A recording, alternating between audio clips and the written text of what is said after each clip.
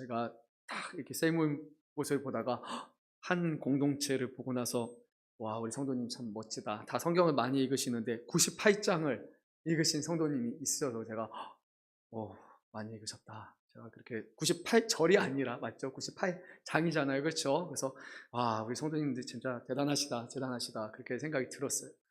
네, 제가 회개합니다. 저보다 더 많이 읽으신 것 같아서 네, 말씀 읽는다고 저도 사놨어요. 이렇게 스토리텔링 성경에서 열심히 한 200페이지 읽었는데도 그래도 네, 절수로 치니까 장으로 치니까 30장 뭐 이렇게 되더라고요. 근데 와, 정말 대단하신 것 같아요. 네, 멋집니다. 이름은 누군지 모르겠지만 네, 축복합니다. 하나님이 귀하게 사용하실 줄로 믿습니다. 오늘 우리에게 주시는 하나님의 말씀입니다. 오늘 말씀에서 사도 바울은 자신이 겪었던 그런 또 다른 어려움에 대해서 말을 전합니다. 무슨 어려움을 겪었을까? 1절 말씀을 보면 추천서에 관한 것이었습니다. 갑자기 왜 교회 성경 말씀에 추천서가 나와? 그렇게 생각이 들 수 있는데요. 이 당시에 1세기 당시에 복음을 전했던 사람들, 사역자들이 있었는데 순회 사역자라는 표현을 사용하기도 하고 한 곳 교회에 정착하는 것이 아니라 이곳저곳 돌아다녔던 사도 바울과 같은 그런 사역자들이 있었는데 이 사역자들이 복음을 전할 때 자기의 신분을 그리고 자기가 어떠한 사람들을 증명하기 위해서 하나의 이렇게 서신, 이렇게 종이를 가지고 다녔습니다. 이것을 추천서라고 이렇게 성경은 말씀을 합니다. 제자들은 지역을 돌아다니면서 복음을 전하는데 그때 예수님께서 하셨던 말씀이 하나가 있습니다. 마태복음 10장 9절에서 15절 말씀을 보면 너희 전대에 금이나 은이나 동을 가지지 말고 여행을 위하여 배낭이나 두벌 옷이나 신이나 지팡이를 가지지 말라. 이는 일꾼이 자기 먹을 것을 받는 것이 마땅함이라. 예수님은 이렇게 말씀하셨습니다. 그래서 복음 전하는 사람들은 돌아다니면서 어디든지 자기를 문안 인사할 때 자기를 환영해 주는 그곳, 그 첫째 집에 머물면서 거기서 필요한 모든 것들을 다 공급받는 것, 이것이 예수님께서 하신 말씀이었고 이것이 얼마나 중요하냐면 예수님께서는 마태복음 10장, 마가복음 6장, 누가복음 10장 이 모든 복음서에서 요한복음을 제외한 이 세 개의 복음서에서 이 하셨던 말씀의 원리를 정확하게 다루고 있습니다. 근데 이제 문제가 하나 있습니다. 누가 와서 나는 복음을 전하는 사람입니다 라고 했는데 그 사람이 어떤 사람인지 증명이 되지 않는 거예요. 가령 그냥 아무나 와가지고 나는 그냥 가르치겠습니다 라고 얘기하고 그리고 어서 필요한 것들을 다 먹는 것, 자는 걸 다 공급받고 그냥 가버리면은 그러면 문제가 생기는 거죠. 그래서 1세기 당시에 사람들이 그 사람의 신분을 보장할 수 있는 그런 일종의 추천서를 늘 가지고 다녔습니다. 그래서 이 사도행전 18장 24절 말씀을 보면요. 거기에 아볼로에 관한 말씀이 잘 기록되어 있는데 이 아볼로는 나중에 또 고린도 교회에 와서 복음을 전했던 사람이기도 하죠. 이 아볼로라는 사람은 본래 알렉산드리아 출신이었는데 그가 에베소에서 이제 예수님에 관한 말을 그가 전하고 가르치는 일을 했습니다. 이제 그러던 중에 이제 회당에서 사도 바울의 동역자였던 브리스길라와 그리고 아굴라를 만나게 되고요.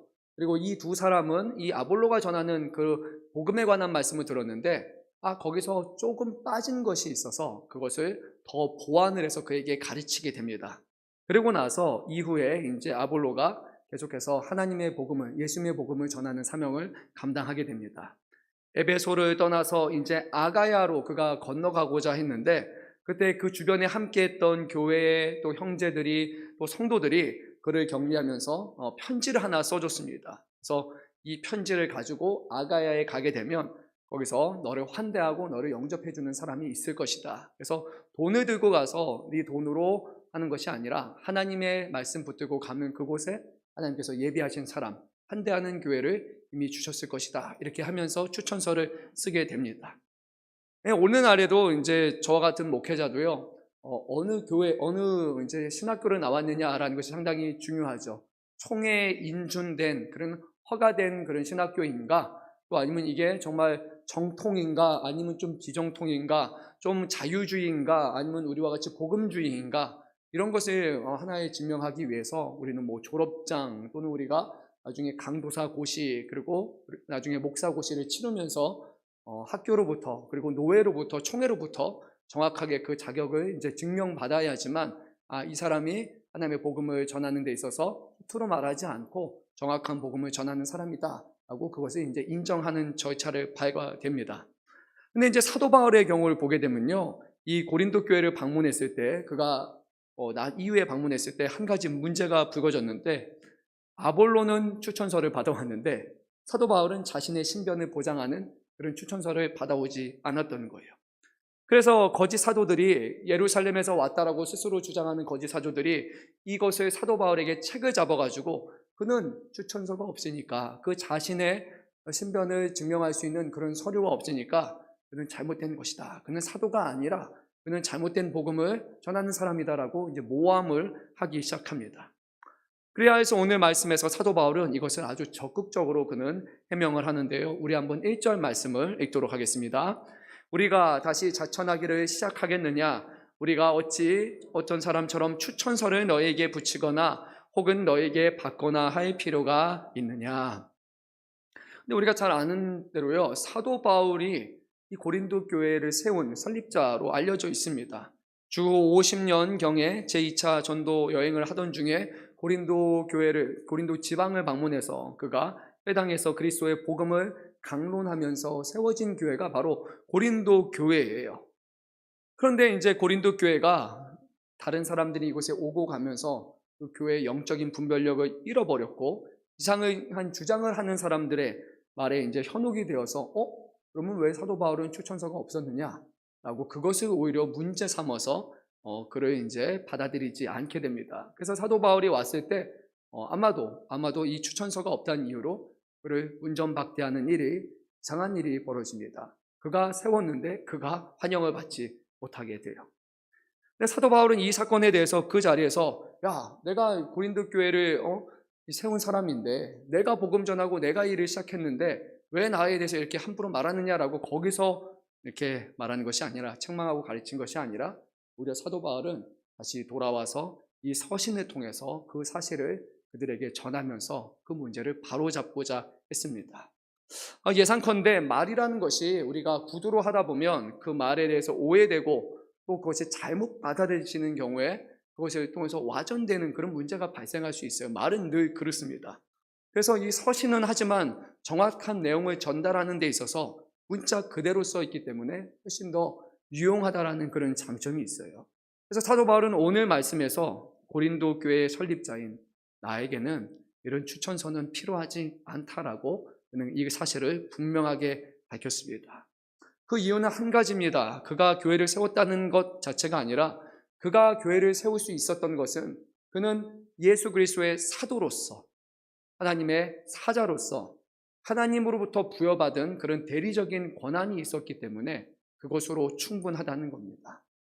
그에게는 추천서가 필요한 것이 아니라 주님이 그를 보내셨고 보장하셨으면 그것으로 충분히 족하고, 고린도 교회는 그 사실로 말미암아 그가 추천장이 없을지라도 그를 받아줘야 된다는 거예요. 교회의 머리는 누구십니까? 두 분이 계신 거 아니죠? 예수 그리스도가 머리심이 맞습니까? 다 아는 얘기죠, 그렇죠? 교회의 유일한 머리는 우리 예수님이시고 이 교회의 주인도 예수 그리스도 한 분뿐이십니다. 근데 그 주님께서 이 고린도 교회의 주인이시지만 이 교회를 세우는 일에 있어서 바로 자신의 사도, 곧 자신의 대리자로 사도 바울을 삼으셨고 또 그를 통해서 이 교회를 세워주시게 하셨기 때문에 사도 바울은 교회의 설립자가 되고 그리고 이 교회의 영적인 지도자가 됩니다. 비록 사도 바울이 고린도 교회를 떠나서 다른 곳을 순회하면서 복음을 전한다 할지라도, 그래서 사도 바울이 이제는 교회에 없으니까 그와 우리는 아무런 상관없다라는 것이 아니라 사도 바울이 이 교회를 세웠기 때문에 그에게 부여된 사도적인 권위를 가지고 사도 바울은 서신을 통해서 그리고 오고 가면서 이 교회를 교육하고 훈계하고 치리할 그 권한을 그는 하나님으로부터 직접 부여받은 거예요. 그래서 사도 바울은 오늘 나는 그런 추천장이 필요한 것이 아니다라는 사실을 고린도 교회 앞에 명확하게 밝혔습니다. 오늘날 우리 교회를 보게 되면 장로교회, 우리와 같은 교회를 보면 장로교회는 이제 교육 및 치리하는 기관으로서 가장 위에 이제 당회가 있습니다. 그리고 당회는 이제 당회원 분들이, 장로님들이 계시고 그리고 실무 장로님이 계시고 그리고 이제 당회 안에서 이제 저와 같은 위임 목사, 이 교회를 대표하는 목사가 당회장이라는 그런 임명을 받게 됩니다. 제가 보면요, 인품으로 보나 나이로 보나 경험으로 보나 그리고 우리 외모로 보나 우리 장로님들이 저보다 훨씬 더 뛰어나세요. 많은 부분에 있어서 제가 당회장이라는 것 자체가 아니 이게 말이 돼? 라는 생각이 들 때가 얼마나 많습니까? 제가 교회에서 신앙에 해온 연수를 봐도요 그렇게 길지 않습니다. 모태부터 해봐서 뭐 억지로 넣으면 40 몇 년이라고 하지만 정말로 예수 믿고 하나님 앞에 신실하게 교회 일꾼으로서 쓰임받은 시간이 아마 이곳에 계신 우리 안수 지사님, 권사님보다도 제가 연수가 적을 거예요. 이 자리에 계신 대부분의 성도님들이 제가 보기에는 저보다 이로 보나 저로 보나 훨씬 더 훌륭하신 성도님입니다. 그럼에도 불구하고 머리 대신 예수 그리스도 대신해서 교회의 신앙을 바로 세우기 위해서 부여된 그런 영적인 질서와 권위이기 때문에 교사와 목자의 사명을 맡아서 그래서 부족한 사람이지만 교회 안에서는 당회장이라는 그런 임명을 받게 됩니다. 이것은 비단 사도 바울뿐만이 아니라 그의 영적인 아들이며 그의 후계자라고 할 수 있는 디모데도 또 이 일에 대해서 연결이 되어 있습니다. 여러분들이 디모데에 대해서 어떤 인식을 갖고 계신지 모르겠지만 디모데는 사도 바울의 후계자라고 알려져 있는데 그는 건강으로 봐도 좋지 않은 사람이었어요. 그에게 보내는 서신을 보게 되면 사도 바울이 그의 건강을 염려합니다. 우려할 만큼 그는 좀 신체적으로도 허약했던 사람이고 또 다른 동역자였던 디도와 비교해 볼 때 디도는 진짜 좀 이렇게 하면 하리라 라는 그런 사람이었다면 디모데는 조금 유약하고 좀 소심하고 말도 이렇게 좀 조심히 했던 그런 사람이에요. 근데 그럼에도 불구하고 사도 바울과 그는 동행하면서 아덴, 데살로니가, 고린도, 에베소 등지에서 사도 바울과 별도로 또 그의 지시에 따라서 사역과 목회를 감당했고 그리고 역사가 유세비우스에 따르면 사도 바울의 순교 이후에 에베소 교회의 감독으로 그가 지내다가 결국 도미티아누스 황제의 박해 때 64세의 나이로 그는 순교당한 것으로 그렇게 역사가 기록하고 있습니다. 이 교회는 젊은 디모데를 하나님의 말씀을 전하는 사람으로 가르치는 사람으로 인정했고 뿐만 아니라 그를 감독자로 그렇게 세웠던 것이에요. 그 이유는 디모데라는 개인적인 사람의 인품에 감화되어서가 아니라 세우신 질서로 말미암음이었던 것입니다. 그래서 이 자리에 설 때마다 저는 부족한 사람인데 어떻게 이 자리에서 여러분에게 이렇게 말씀으로 살아야 됩니다, 저렇게 해야 됩니다 라는 말을 전할 수 있을까 생각하면 사람의 생각으로 하면요 못 섭니다. 너무나 부끄러운 자리예요. 자격이 없는 자가 서는 자리예요. 하지만 저에게는 하나님이 주시는 목자로 세우셨다라는 그 사명으로 말미암아 이 자리에 전하는 것은 내가 하고 싶은 말이 아니라 그리스도의 복음과 그분의 거룩하신 말씀을 전하는 것이기에 제가 밖에서는 말 이렇게 못하다가 이 자리에 서면요 엄청 담대해져요. 왜냐하면 말씀을 전하는 자리이기 때문이에요. 내려가면 그냥 평범한 사람일 뿐입니다. 하지만 말씀을 전하고 여러분에게 신방을 하고 하나님의 말씀으로 교훈하고 가르치는 부분에 있어서만큼은 저는 확신을 갖고 있습니다. 하나님이 맡기신 거룩한 사명이고 생명을 다해서 내가 지켜야 될 나의 소임이라고 말입니다. 감사한 것은 우리 사랑하는 성도 여러분들이 부족한 저를 그동안 사랑해 주시고 그리고 부족한 자의 또 통해서 전해주시는 하나님의 말씀에 귀 기울여 주심에 정말로 진심으로 감사드립니다. 저희 안에 드러나는 어떤 외적인 모습이 좀 잘못된 모습도 많이 있겠지만 그래도 우리 성도님께서는 너그러운 마음으로 사람이라는 그런 저를 보지 마시고 저를 통해서 전하시는 하나님의 말씀과 하나님의 가르침 앞에 귀 기울여 주시기를 다시 한번 부탁드립니다. 근데 사도 바울은 그냥 단순히 내가 교회에 보내신 사도이기 때문에 내가 이 고린도 교회의 어떤 설립자라는 이유만으로 그래서 내가 추천서가 필요하지 않다라고 그렇게 말한 것이 아니었습니다. 그에게는 더 중요한 이유가 한 가지 있었어요. 바로 사도 바울에게 있어서 이 추천서는 단순히 종이로 쓰여진 추천서가 아니라 고린도 교회 성도가 에게 있어서는 추천서였기 때문입니다. 그래서 우리 한번 2절 말씀을 한 목소리로 읽도록 하겠습니다. 너희는 우리의 편지라 우리의 마음에 썼고 뭇 사람이 알고 읽는 바라. 지난 시간에 우리가 불렀던 찬양이잖아요. 그리고 오늘 또 한 번 부를 찬양인데 너는 그리스도의 향기라 너는 그리스도의 편지라 할 때 여러분 이 편지가 뭐였는지 모르셨다면 오늘이 바로 그 기회의 시간입니다. 이 편지는 다른 편지가 아니라 연애 편지가 아니라 바로 추천서라는 의미로 여기서 사용된 것입니다. 사도 바울이 여기서 강조하는 것은 이것이에요.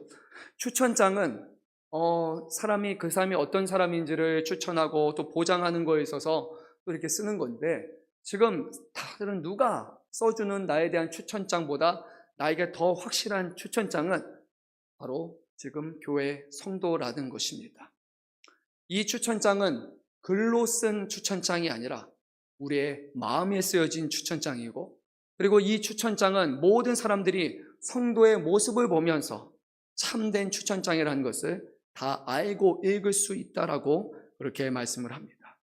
사도 바울이 우리의 마음에 쓰인 추천장이라는 그 의미는 사도의 대리적 사역을 통해서 그들의 마음속에, 이 성도들의 마음에 하나님의 역사하심이 나타나게 되었고, 그들의 삶과 하나님을 향한 열심과 성실함에 있어서 그들의 심령이 변화되어서 그들의 삶에 큰 변화를 이루었기 때문에 이제 주변에 있는 모든 사람들은 이 고린도 교회 성도들 보면서 그들은 신실한 하나님의 신자라는 것을 알게 된 거예요.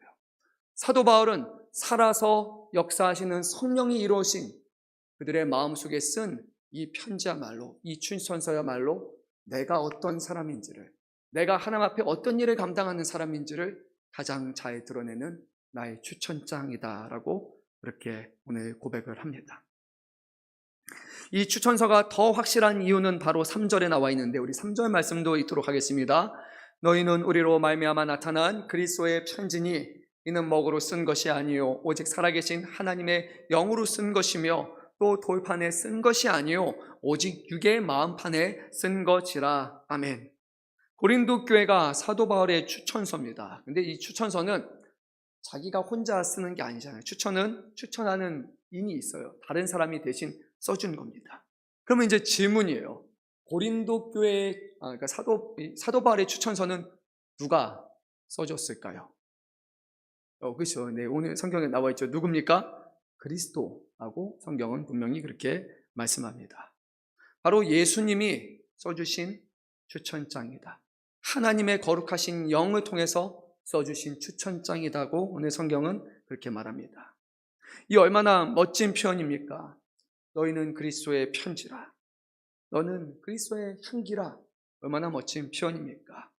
근데 그냥 편지고 그냥 된 것이 아니라 이 편지가 원래는 보이지 않았는데 오늘 말씀 보니까 나타났다라는 그 표현 안에는 바로 사도 바울의 헌신을 통해서 감춰졌던 그 편지의 내용이 이제 드러났다라는 것을 표현하고 있는 거예요. 저는 머릿속에 문득문득 떠오르는 그런 그림이 있었어요. 어렸을 때 그런 거 많이 하잖아요. 이렇게 액체 같은 거 묻혀가지고 여기다가 종이 썼다가 나중에 불에다가 쓱 그으니까 거기 써 있는 글자가 이렇게 드러나는 그런 거잖아요.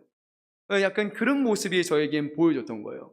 지금 표면적으로 봤을 때는 이 고린도 교회 성도가 예수님 믿기 전에는 분명히 뭐라고 써 있긴 써 있었는데 잘 드러나지 않았던 그런 감춰진 그런 편지였던 거예요. 약간 백지 편지 같았는데 이제 거기에 복음이 전파되고 하나님의 영이신 성령께서 그 안에 그 편지의 그 마음 가운데 역사하기 시작하니까 그전에는 하나님만 보실 수 있었던 그 편지의 내용들이 이제는 모든 사람들에게 다 볼 수 있도록 변화됐다는 거예요. 이렇게 표현하니까 좀 멋있지 않습니까? 저는 보면서 우리 모든 성도들, 저를 비롯해 우리 모든 사람들 안에는 하나님만이 아실 수 있고 하나님이 보실 수 있는 그런 아름다운 글씨가 저는 있다는 그런 생각처럼 느껴졌어요. 우리에게 복음이 전해졌을 때 한 사람 한 사람이 어쩌면 보이지 않는 글이 있는 백지수표와 같은 그런 모습이지만 그곳에 성령께서 함께 하실 때 하나님이 나타내시는 거룩한 열매와 거룩한 모습이 이제 드러나게 될 것이라는 그런 마음. 그래서 모르겠습니다. 긁어봐야 아는 복권 이런 것 같이 한 사람 한 사람 성도들은요 정말로 우리의 눈으로 볼 때는 알지 못하지만 하나님 보시기에는 최고의 사람이고 한 사람 한 사람이 변화될 때 세상을 변화시킬 수 있고 그 한 사람이 영혼 구원하는 일에 주의 교회를 세우는 일에 귀하게 쓰임받을 수 있는 아주 귀한 존재라는 것을 오늘 이 말씀을 통해서 우리에게 전해주는 겁니다. 오늘 이 말씀을 묵상하는데 그런 생각이 떠올랐어요. 주님이 말씀하셨던 것처럼 결국 열매로 알 수 있다라는 그런 말씀이었습니다. 사도 바울은 그가 행하고 그가 맺은 그 열매를 통해서 그가 어떤 사람인지를 알 수 있다라고 자신을 지금 드러내고 있습니다. 사도 바울이 고린도 교회 향해 그리스도의 편지라고 자신의 살아있는 추천장이라고 주장한 것은 결국 이런 의미도 갖고 있어요. 고린도 교회는 하나님께서 자기에게 맡기신 책임이고 우리는 하나의 공동체라는 그런 의미가 있습니다. 추천장이 발해인다면, 추천장이 잘못된다면 그러면 사도 바울 자신도 어디 가도 내세울 수가 없게 되는 거예요. 사도 바울은 고린도 교회에서 일어나는 모든 일, 그를 향한 비난과 오해, 지금 고린도 교회에서 일어나고 있는 수많은 영적인 다툼들, 그리고 무질서함조차도 결국 누구의 책임이라고 말하고 있는 겁니까? 나의 책임이라는 거예요. 내 추천장이기 때문입니다. 그래서 우리가 지지난 시간이었나요? 말씀을 나누면서 사도 바울이 자신을 모함하는 사람이라 할지라도 그들을 용서하고 그들을 용납하라고 말했던 그 이유는 고린도 교회에 있는 모든 성도가 결국 나의 살아있는 추천장이기 때문이다 라는 말씀과 같은 맥락입니다. 저는 이 말씀을 묵상하면서 개인적으로 묵상하면서 위임 목사로 담임 목사로 더 큰 책임감을 하게 되었어요. 네, 이런 마음이 들었어요. 교회에서 발생하는 모든 책임은 결국 저에게 있다라는 그런 마음을 주셨습니다. 주님이 맡기신 교회에서 제가 맡겨진 소임을 다 하지 못했기 때문에 교회에서 일어나는 모든 일은 결국에는 다 저의 책임입니다. 그냥 말로만 하는 것이 아니라 정말로 제 책임이라고 저는 생각을 합니다. 그래서요, 성도 여러분, 만약에 교회 안에서 어려움이 발생하거나 분쟁이 발생하거나 그러면요, 저에게 오십시오. 제가 대신 사과를 드리겠습니다. 그리고 서로 간의 분쟁의 문제가 무엇이든지 서로에 대한 어떤 미움의 문제가 만약 있다 할지라도 그것이 너무 교회 안에서 와전되지 않도록, 그것에 너무 우리가 빠지지 않도록 그 문제를 해결할 수 있도록 우리가 함께 힘을 써주시기를 바랍니다. 왜냐하면 교회의 머리는 우리 주님이시고 이 교회의 주인 또한 우리 주님이시기 때문에 우리를 위해서 생명까지 아낌없이 내어주신 우리 그리스도의 이름이 만약에 교회 안에서 욕을 먹는다면, 그의 영광이 떨어지게 된다면 어찌 우리가 그것을 감당할 수 있겠습니까? 차라리 종인 우리가, 제가 욕을 먹을지언정 우리 금천양문교회 안에는 주님의 영광, 하나님의 선하심이 욕을 먹는 일이 결코 일어나지 않았으면 좋겠습니다. 우리 주님은 그러신 분이 아니라 다만 모든 세상 사람들의 찬양과 존귀와 영광과 우리의 헌신적인 사랑을 받기에 합당하신 우리의 생명의 구주이시며 이 세상의 주인이시기 때문입니다. 하나님은 늘 찬양받으셔야 됩니다. 하나님은 늘 영광받으셔야 됩니다. 교회에서는 아무리 어렵고 힘든 일이 있어도 주님을 향한 푸념과 주를 향한 원망이 있어서는 안 됩니다. 교회를 넘어뜨리거나 교회를 분란시키는 일이 일어나서도 안 됩니다. 교회의 주인은 머리 되시는 예수 그리스도이시기 때문입니다. 사랑하는 성도 여러분, 그 주님께서 우리를 위해서 죽으시고 우리에게 영생을 주신 우리의 유일하신 하나님이시기에 오늘 이 교회를 세워가는 일에 있어서 하나님의 영광을 보시고 그리스도의 이름을 위해서, 그분의 영광을 위해서 더욱더 우리 자신의 생각보다는 주의 말씀으로 하나님의 영광을 바라보며 또 교회를 세워나가는 저와 여러분 되기를 주님의 이름으로 축원합니다. 오늘 사도 바울은 추천장에 대해서 말을 합니다. 추천장에 그런 일은 없을 거예요. 이 사람은 이상한 사람이에요. 이 사람을 쓰지 마세요라는 그런 추천장은 없을 겁니다. 추천장 자체는 이 사람이 좋은 사람이에요. 내 얼굴을 보고 내 이름을 보고 당신이 써도 됩니다. 신뢰할 만한 사람입니다. 라는 의미가 있죠. 근데 이제 만약에 우리에게 추천장이 하나 주어졌는데 우리가 들고 있는 추천장에 이런 이름이 마지막에 써 있는 거예요. 빌 게이츠, 그리고 스티브 잡스, 고인이지만 워렌 버핏, 일론 머스크, 좀 더 젊은 사람이죠. 딱 써 있다면 이거 약간 백지수표잖아요. 어디 가든지 딱 보여주는 순간 이 사람은 그냥 입사가 되는 거예요. 그렇지 않아요? 우리 청년분들 좀 탐나지 않아요? 이 5사람, 이 사람의 이름이 쫙 써 있는 거예요. 내가 이 사람을 추천합니다. 그러면 여러분 그냥 해외로 가면 돼요. 바로 가서 딱 보여준 순간 그냥 들어갈 수 있습니다. 목회자라면 목회자 안에서도 유명하신 분이 있잖아요. 제가 존경하는 존 파이퍼 목사님, 그리고 지금 이제 고인이신 것 같은데 조엘 비키 목사님, 이런 분의 이름이 딱 써 있다면 와, 어디 가도 정말 이 사람은 신뢰할 만한 목사다라는 그게 그 안에 담겨 있어요. 근데 사도 바울은요, 하나님의 사람이라면 이런 사람들의 이름이 담긴 추천장이 아니라 우리가 더욱더 바라고 만족해야 될 또 다른 것이 있는데, 그것은 바로 하나님이라는 것을 분명히 오늘 말씀하고 있습니다. 즉 사람의 추천장이 아니라 하나님이 써주신 그 추천장이야말로 가장 귀하다는 것, 사도 바울은 오늘 말씀을 통해서 우리에게 전하고 있습니다. 사랑하는 성도 여러분, 우리가 하나님의 추천장이라는 것은 우리 안에 성령이 계시고 우리와 함께 하시고 우리의 삶을 이끌어 나가신다라는 그런 의미가 있죠. 우리 안에 함께 하시는 하나님께서 보증하시는 그 추천장보다 더 귀한 추천장이 없죠. 없죠. 없어요. 일론 머스크가 뭐가 중요합니까? 그렇죠? 중요하지 않아요. 하나님의 자녀 삼으셨고 성령이 우리 안에 함께 하신다면, 그러면 우리가 세상에 그 유명한 사람, 대단한 사람의 이름이 뭐가 필요하겠습니까? 주님이 나의 백이다 라는 그런 확신을 가지면 되는 것 아닙니까? 사도 바울은 이것을 전했습니다.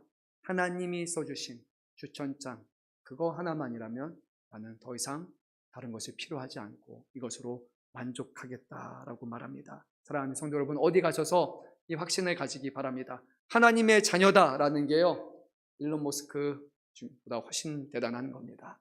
하나님이 사랑하시고 하나님이 함께 하시고 책임져 주시고 그 인생 가운데 개입하신다라는 하나님이 우리 안에 성령으로 써주신 그 추천장을 늘 붙들고 그것을 드러내고 그것으로 만족하는 저와 여러분 되시기를 주님의 이름으로 축원합니다.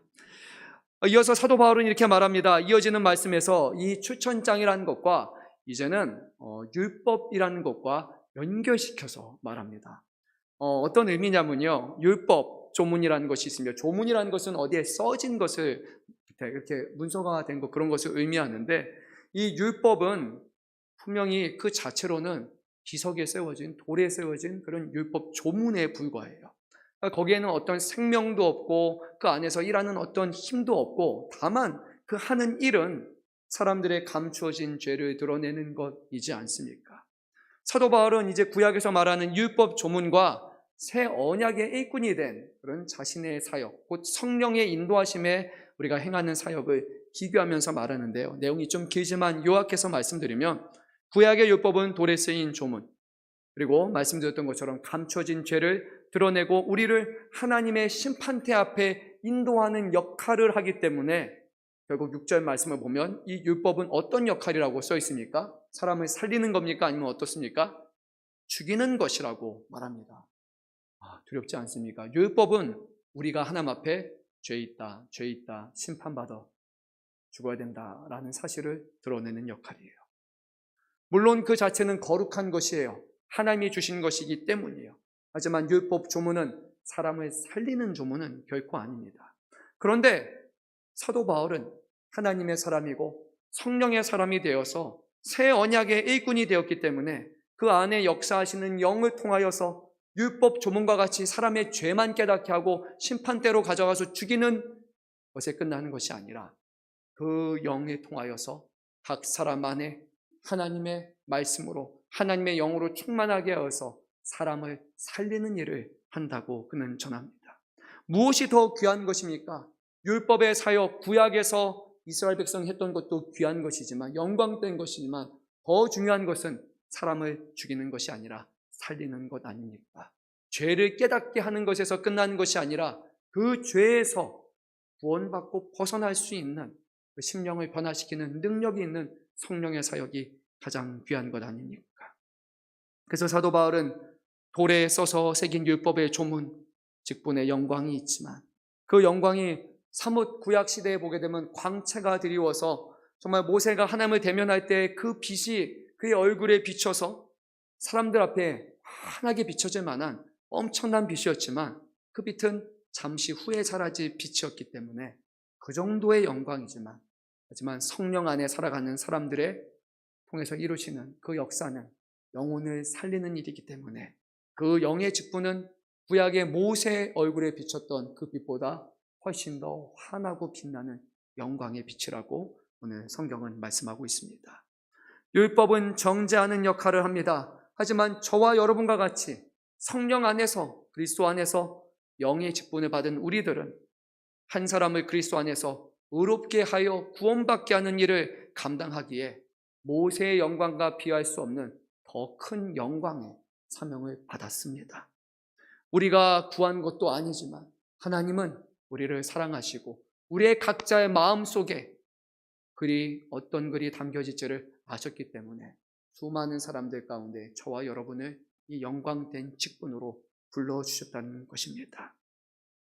사도 바울은 글로 쓰여진 편지에서 시작해서 글로 쓰인 율법 조문을 비유하며 얘기했고, 고린도 교회 성도의 살아있는 추천장으로 귀hat을 이제는 사람을 살리는 사역이 더욱 귀하다는 것으로 연결시키면서 말씀을 이제 끝마칩니다. 사랑하는 성도 여러분, 우리의 사역이 얼마나 귀한지를 우리는 반드시 기억해야 됩니다.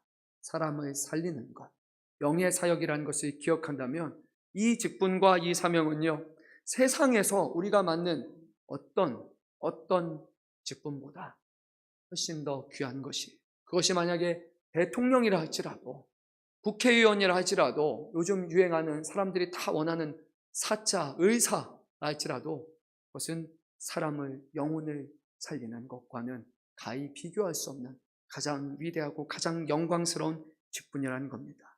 세상에서 하는 모든 것은 사람의 영을 살릴 수 있는 직분이 결코 아닙니다.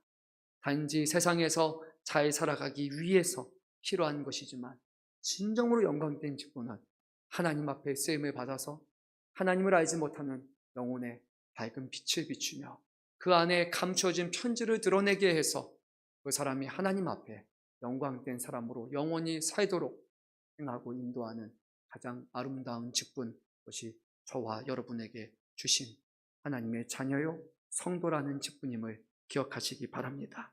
우리에게 맡긴 사역, 별거 아닌 것이 아닙니다. 가장 영광된 것입니다. 각자에게 주신 직분이 있습니다. 각자에게 주신 사명이 있습니다. 어디서 무엇을 하든지 성도로 부름받은 우리에게는 이것보다 귀한 것은 없습니다. 교회에서 섬기는 일이 얼마나 귀한 일인지, 여러분에게 주시는 목회자, 목사, 전도사, 당도사, 장로, 그리고 안수집사, 권사, 서리집사, 그리고 성도라는 우리에게 주신 거룩한 직분을 세상의 어느 것과도 바꿀 수 없는 가장 깊고 귀한 직분으로 여기시고 또 그 확신을 가지고 살아가는 저와 여러분 되시기를 간절히 소망합니다. 우리 함께 찬양하고 기도하는 시간을 갖도록 하겠습니다.